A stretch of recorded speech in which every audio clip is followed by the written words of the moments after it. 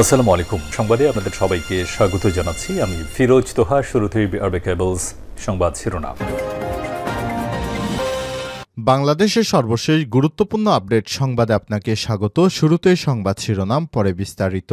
শুরুতেই জানাবো, রাজধানীতে 2 পয়েন্টে শিক্ষার্থীদের মহাসড়ক অবরোধ করে বিক্ষোভ, তীব্র যানজট। রাজধানী সায়েন্স ল্যাব ও টেকনিক্যাল মোড়ে সড়ক অবরোধ করেছে ঢাকা বিশ্ববিদ্যালয়ের ঢাবি অধিভুক্ত 7 কলেজের শিক্ষার্থীরা। রোববার 26শে জানুয়ারি সন্ধ্যা 6টার দিকে 7 কলেজের প্রায় 2 শতাধিক শিক্ষার্থী রাজধানীর সায়েন্স ল্যাব এলাকায় মিরপুর সড়ক অবরোধ করেছেন। পরে আন্দোলনে অংশ হিসেবে রাজধানীর টেকনিক্যাল মোড়েও অবস্থান নেন 7 কলেজের শিক্ষার্থীরা। অবরোধের কারণে রাজধানীর গুরুত্বপূর্ণ 2টি সড়কে যান চলাচল বন্ধ হয়ে গেছে। এতে তীব্র যানজটের সৃষ্টি হয়েছে। এরপর জানাবো, টঙ্গী জয়দেবপুর রুটে বেঁকে গেছে রেল লাইন, রক্ষা পেল 1200 যাত্রী। টঙ্গী জয়দেবপুর রেল রুটে হঠাৎ 10 ফুট রেল লাইন হঠাৎ করেই বেঁকে যাওয়ার ঘটনা ঘটেছে। এতে অল্পের জন্য রক্ষা পেয়েছে রাজশাহীগামী বনলতা এক্সপ্রেসের 1200 যাত্রী। জানাবো, জানুয়ারিতে 25 দিনে এলো 167 কোটি 59 লক্ষ 70 হাজার ডলার রেমিটেন্স। দেশে চলতি জানুয়ারি মাসের প্রথম 25 দিনে 167 কোটি 59 লক্ষ 70 হাজার ডলারের রেমিটেন্স এসেছে দেশীয় মুদ্রায়, যার পরিমাণ দাঁড়িয়েছে 20,447 কোটি 2 লক্ষ টাকা।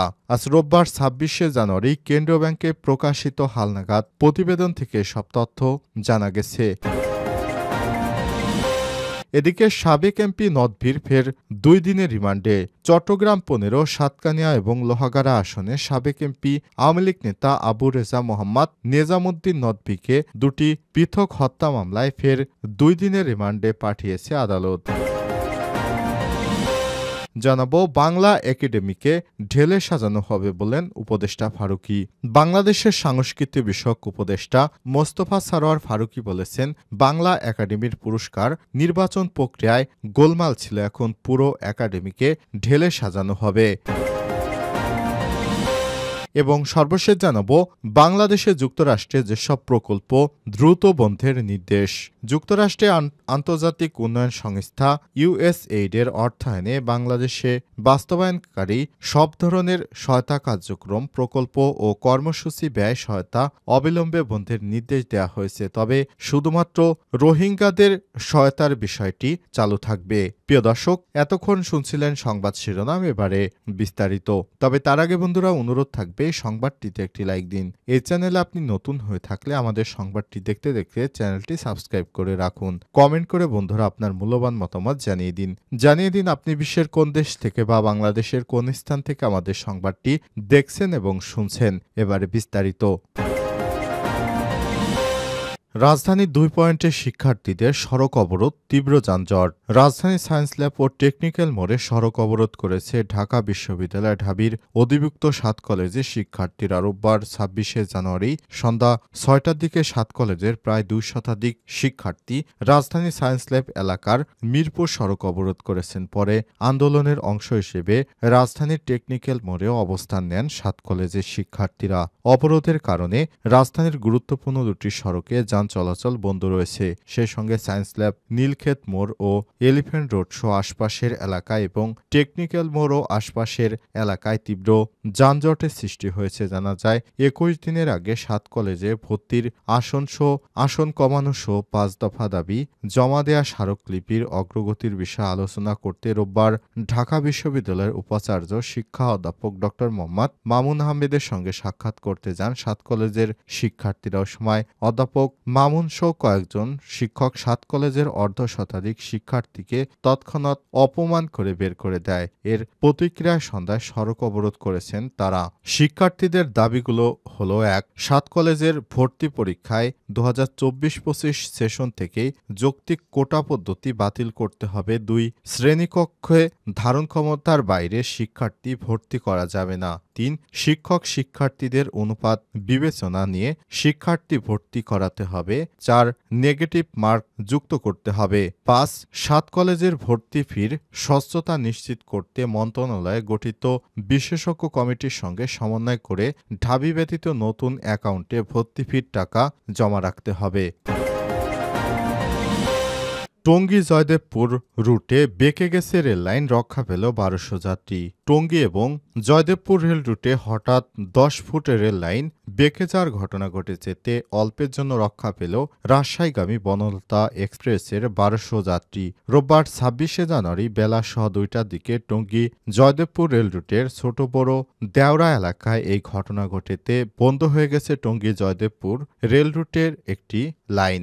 জানা গেছে রোববার দুপুরের দিকে হঠাৎ রেল লাইনের ১০ গজের মতো লাইন বেঁকে যায়। স্থানীয় লোকজন এটা দেখে রেলের লোকজনকে খবর দেয়। দ্রুত রেলের লোক এসে রেল লাইনের উপর লাল পতাকা নিশান উড়িয়ে দেয়। বেলা ২টা ১০ মিনিটের দিকে ঢাকাগামী বনলতা এক্সপ্রেস ট্রেনটি টঙ্গী স্টেশন ছেড়ে ২টা ৩০ মিনিটের দিকে ঘটনাস্থলের ১০০ গজ দূরে থেমে যায়। এতে রক্ষা পায় ট্রেনে থাকা ১২০০ যাত্রীর প্রাণ।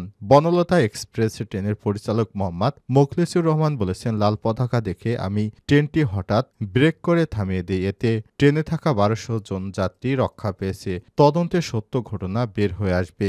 জয়দেবপুর রেলওয়ে স্টেশন জংশনের স্টেশন মাস্টার হানিফ আলী জানান, হঠাৎ লাইন বেঁকে যাওয়ার কারণে টঙ্গী জয়দেবপুর রুটের একটি লাইন বন্ধ রয়েছে।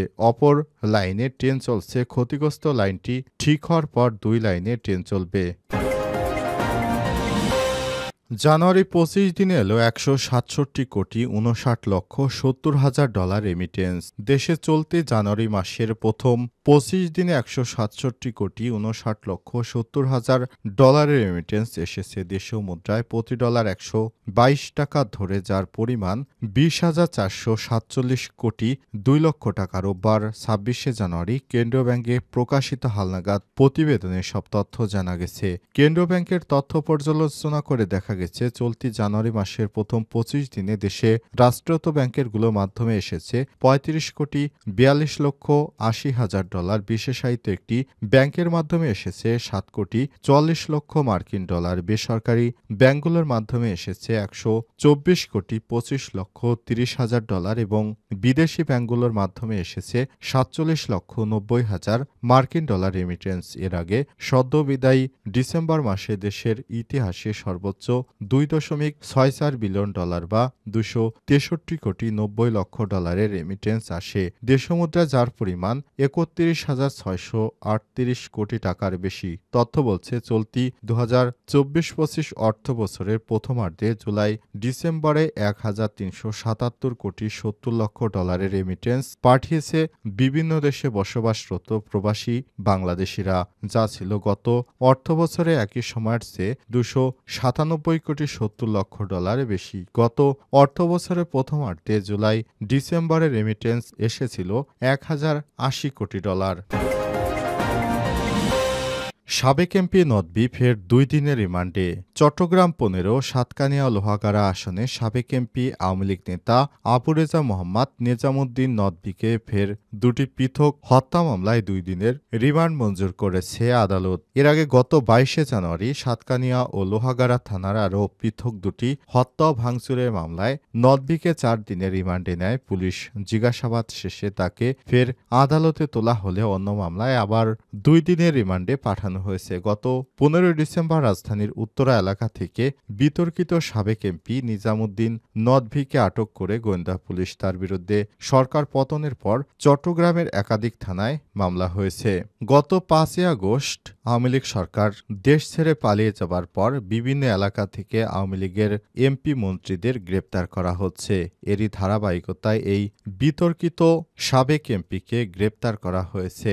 আওয়ামী লীগ সরকার পালিয়ে গেলেও অনেক প্রভাবশালী বা আওয়ামী লীগের রাজনীতির সঙ্গে যুক্ত এমন অনেকেই দেশ ছেড়ে পালাতে পারেনি, কারণ শেখ হাসিনা হঠাৎ করেই দেশ ত্যাগ করেছে। এ কারণে অনেকে কল্পনাও করতে পারেনি যে শেখ হাসিনা দেশ ছেড়ে পালিয়ে যাবে। এই পালিয়ে যাবার পর অনেকেই দেশে থেকে ধরা পড়ছে, আর এদেরকে রিমান্ডে নেওয়া হচ্ছে বা গ্রেপ্তার করে আদালতের মাধ্যমে তাদের যে শাস্তি হয় অনুযায়ী জেল হাজতে রাখা হচ্ছে বা আন্তর্জাতিক অপরাধ ট্রাইব্যুনালের মাধ্যমে তাদের বিচার কাজ শুরু করেছে অন্তর্বর্তীকালীন সরকার। তাদেরকে দেশের বিভিন্ন মামলায় গ্রেপ্তার দেখিয়ে আদালতে তুলে তাদের মানবতা বিরোধী অপরাধের ঘটনায় জিজ্ঞাসাবাদ করা হচ্ছে।